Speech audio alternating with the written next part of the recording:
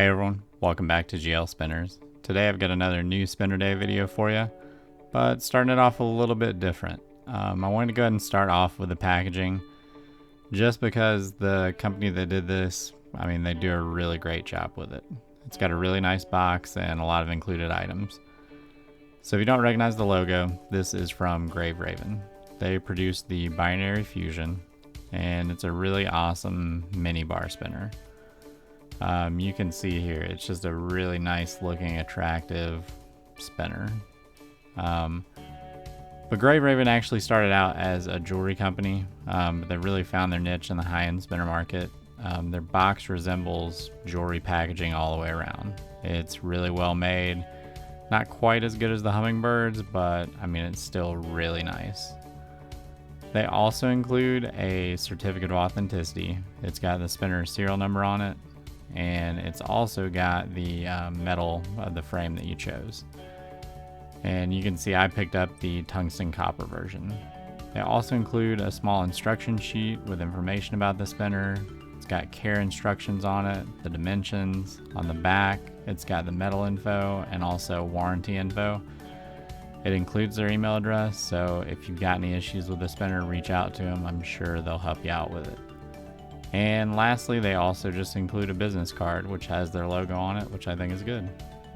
But let's go ahead and move on to the spinner itself. So the Binary Fusion, you can see right off the bat, I think it's a great size. It hits my sweet spot for EDC, and you can see it's just a well-made piece. As far as the weight on it, mine again is that tungsten alloy frame with the stainless steel buttons, and it weighs in at a heavy 72 grams. From end to end, it measures in at 1.9 inches. And for the size of this version, it's just really heavy. But the machining on the frame is top notch. You can see it's a quality made spinner. The frame has a really nice polish on it. It even has, along the edges here, really nice chamfers done on it. All the sides here are rounded really nicely. There's not a corner or hard edge to be found. It's got really nicely done cutouts on each arm as well, and you can just see how large these weights are in comparison to the center of the frame. I just think it's a really great looking design, and again with this version, it's so heavy for the small footprint. If you don't have a tungsten spinner, you'll be surprised by the weight of them. Well, let's move on to the spin. As you can see, mine has a slight wobble to it. It's not terrible, but I do notice it. To me, I think it suggests that the frame might be a little bit off balance. Not the worst, but not the best. It is a bar spinner, and it does have the standard bar wobble going from vertical to horizontal. It's not overly pronounced though, as it's shorter than a lot of other bar spinners, but it is still there. But despite the wobble, it is a very smooth spinner. As far as in hand, you might have guessed it that it's very fidgetable. I love to pull spin, which works great, but flick spins work just as well. And again, with that sweet spot and size, you can honestly fidget with it however you like. Any finger, any method, no big deal. And again, with that nice machining, it feels good in hand. Moving to the buttons, I went with the stainless steel round bowl design. It's a concave set with concentric ridges from the center to the end, and it gives a nice texture feel on it. They're not the deepest, but they are a good size for the spinner.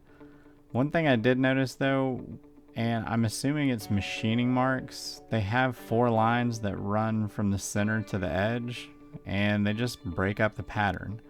I'm not sure what caused this or if it could have been avoided, but it's just something to point out. The buttons are fairly thick and still allow for table spins.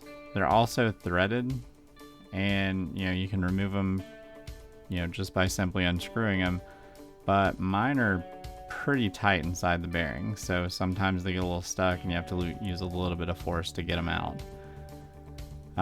Moving to the bearing, it's not a standard R188. It is a hybrid ceramic shielded bearing, but they list it as a 5x11x4, which I'm pretty sure is millimeter measurements. And I'm not sure if it's got a standard name or if it's easily, replaceable on the market.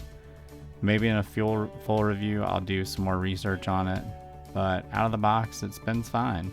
I'd obviously prefer an R188 because I have a ton of them and can interchange it at my leisure. But if I do replace it, they do offer extras on their website, but they run a high $10. This one is set in place with Loctite, so no easy removal is another downside to it, but that's pretty normal on high-end spinners. So let's move on to the spin time. They advertise this tungsten model as their long spinner, and it should be with that extra weight. I did a couple of table spins on it before the video, and mine are averaging, 5 minutes plus. Not my longest, but a good start. People have reported, 10-minute plus spins on these, but obviously that involves some deep cleaning on the bearing. I want to go ahead and pull out another similar spinner just to give you a good size comparison on it.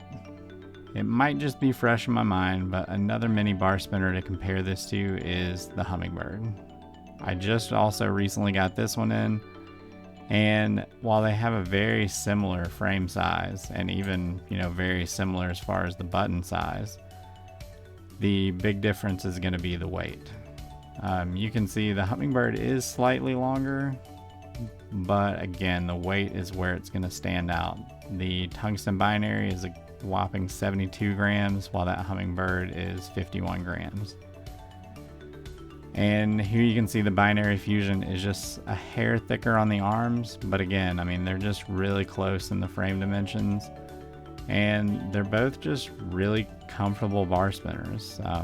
I like the way both of them feel when they spin, and I really like both of the designs of them as well. So, overall, right out of the box, I do like the binary fusion.